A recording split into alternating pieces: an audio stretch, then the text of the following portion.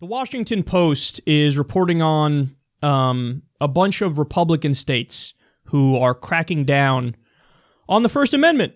And they're doing that by passing anti-protest laws. So let's take a look at this graphic here, and this will show you the states that it's happening in. In at least 18 red states, it's happening. And here's the most terrifying example of these anti-protest laws. They explain an Arizona bill introduced this week would open up protests to anti-racketeering legislation, targeting protesters with the same laws used to combat organized crime syndicates. It would also allow police to seize the assets of anyone involved in a protest that at some point becomes violent. It recently passed the state Senate on a party line vote and is now before the House. So make no mistake about it, this is a backdoor way to try to ban protests, because what they're doing is saying, well, sure, you have the right to protest, you could protest, but if you get hit with, racketeering charges, it is what it is. What are you going to do here?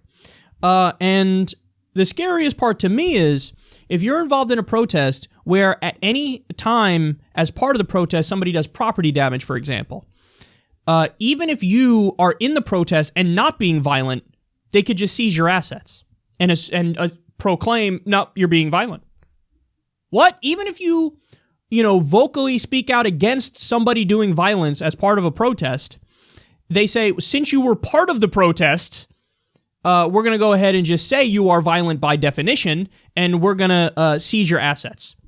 Guys, that is just mental. I mean, what we're talking about there is tyranny. What we're talking about is authoritarianism. And here's the angle of the story that gets under my skin more than anything else. There's this recent movement that has emerged that is filled with mostly right-wingers who pretend like, oh my God, all we care about is free speech. That's our whole thing. And they use examples of Milo Yiannopoulos going to speak on college campuses and then, liberal students protesting because they don't want him there. Now, look, I despise Milo Yiannopoulos with a burning passion, but as I've said repeatedly, I would let him speak at the college campuses. I know I despise the guy, and I know he's an idiot because I listen to him speak. I would let Ben Shapiro speak, I let Steven Crowder speak, I disagree with these guys on virtually everything, but I let him speak. So they're actually right, I think, that, conservatives and people with various viewpoints should be able to speak on these college campuses. But here's the thing that drives me crazy.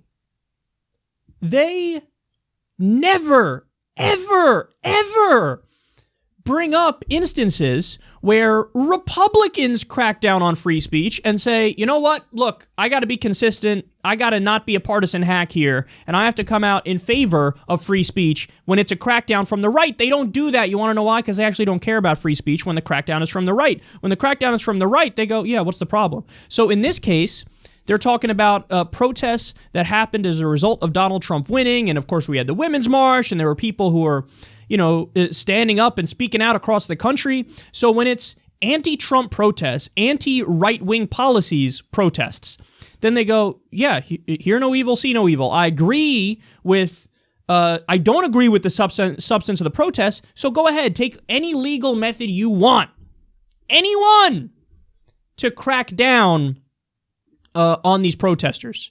Violate the First Amendment, who cares about the Constitution? And again, it's not even just with this. It's with a bunch of other things, too. So there was a pro-BDS Palestinian speaker invited to a college campus to give a talk recently. He was not only disinvited because some students were offended, but also the two professors who invited him had action taken against them. I don't know whether they were suspended with pay or suspended without pay or if they were fired or whatever it was.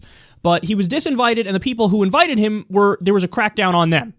What happened? Where are all the right-wingers who come out and say, look, I may not even agree with BDS. I don't agree with a pro-Palestine movement because I'm massively pro-Israel. That's what these right-wingers could say. But hey, you know what? Let him speak. I'm in favor of freedom of speech.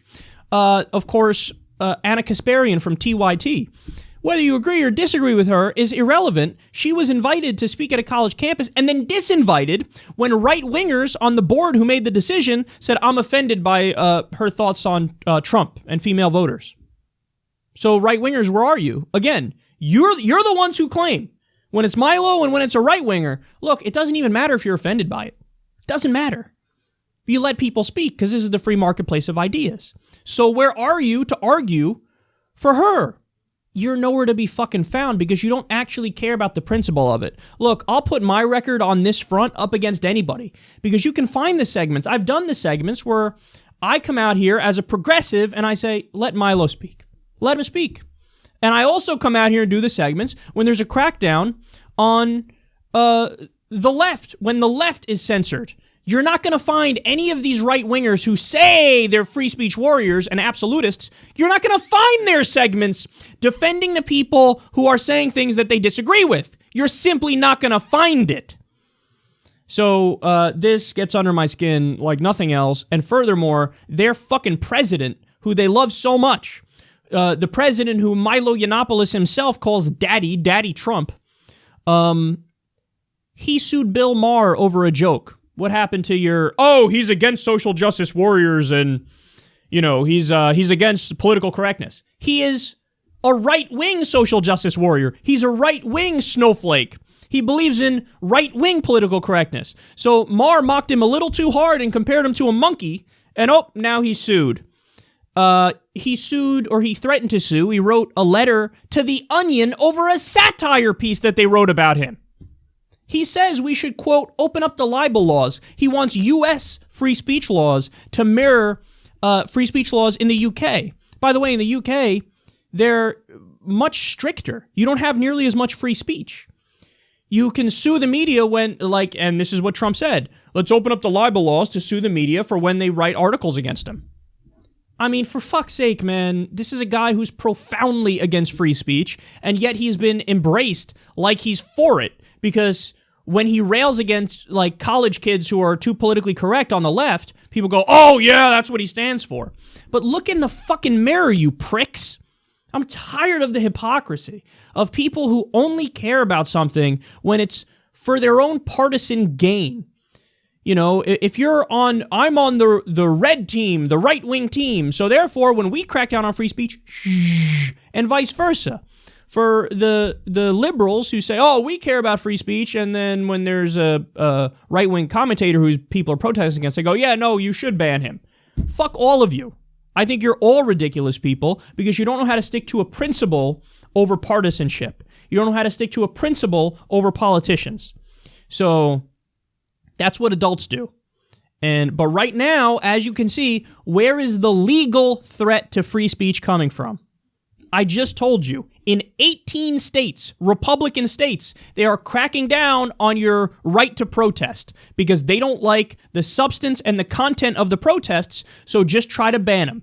Try to ban them without saying, hey, we are banning protests. Say, oh, look, now it's part of racketeering charges. Oh, look, if somebody is violent in the movement, you're all violent. There was another example recently where at Standing Rock, if you were protesting the Dakota Access Pipeline, they wanted to decriminalize accidents of people driving on the road who might happen to run over a protester or two. This is an insane crackdown on free speech. Donald Trump just banned CNN and Politico and the New York Times and the LA Times from the White House press briefing. Where are all the First Amendment crusaders? Yeah, I am going to ban the press outlets that I don't like. Sad. I'm going to ban them. They shouldn't even be able to ask me questions because they dissent from me. Sad.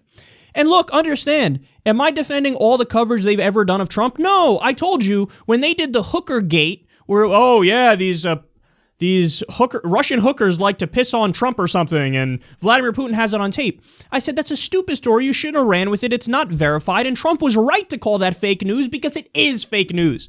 But fighting back against a shitty story that's incorrect is one thing. On that front, I gave Trump credit. I give Obama credit when he went after Fox News for running shitty stories like the terrorist fish jab and fucking death panels in Obamacare. Fighting back is fine. To say, I am going to ban you from the White House press briefings is not fine.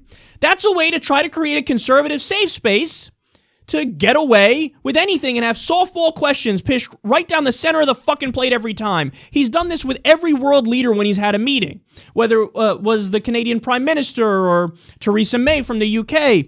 he picked on only conservative outlets. The one out of like 8 different outlets he picked on was not conservative. It was Reuters. Every other one, Fox News, Daily Caller, Breitbart, you know, in the White House press briefings, Sean Spicer is taking Skype calls from fucking right-wing radio shows that have 18 listeners in the middle of the country.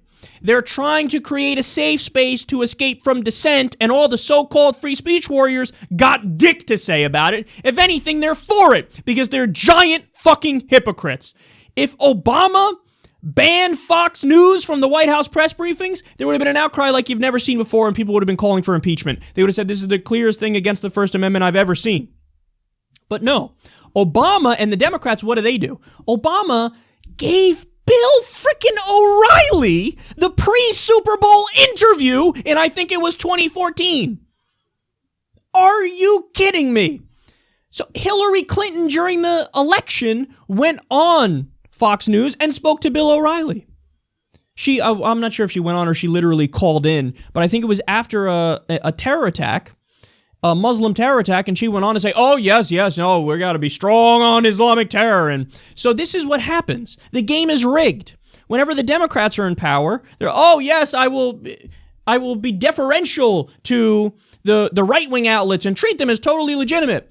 And vice versa, when it's a Republican in there, he's fucking kicking them out. It's not even like he's just not giving them an interview. I don't expect Donald Trump to sit down with Chris Hayes. He can't fucking handle it because he's a snowflake.